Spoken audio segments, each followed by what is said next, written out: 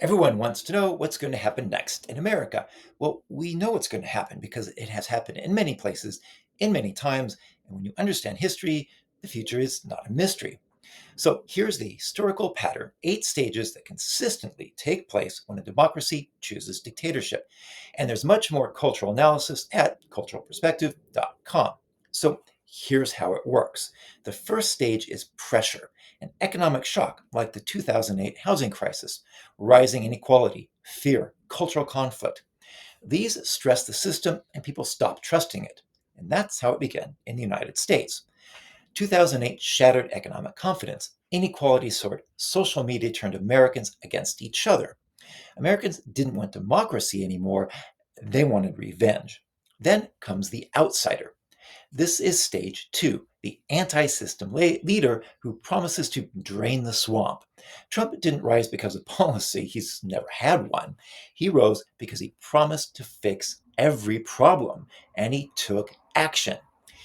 That's what people were desperate for, even if they knew he was lying and that the actions he took made things worse. At least somebody was doing something. Stage three, the corrosion. This is where the would be dictator starts to attack the system and the institutions. Judges, journalists, elections. Truth becomes flexible. Loyalty replaces law. Stages 4 and 5 is where this turns into actions. Courts are packed, watchdogs are neutered, law enforcement becomes political. Election laws, gerrymandering, and disinformation predetermine that the dictator will win. The system still looks democratic, but the outcome, it's already decided.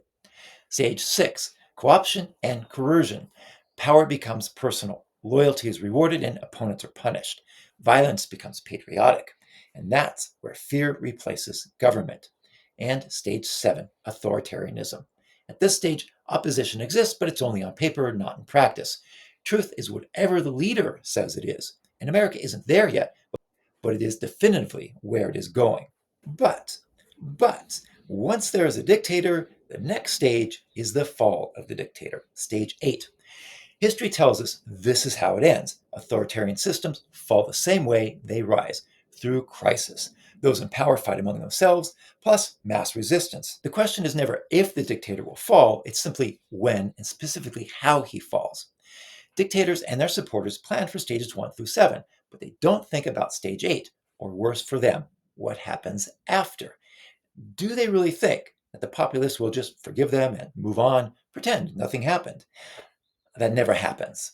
What happens is imprisonment, exile, execution, or worse, retribution by the mob.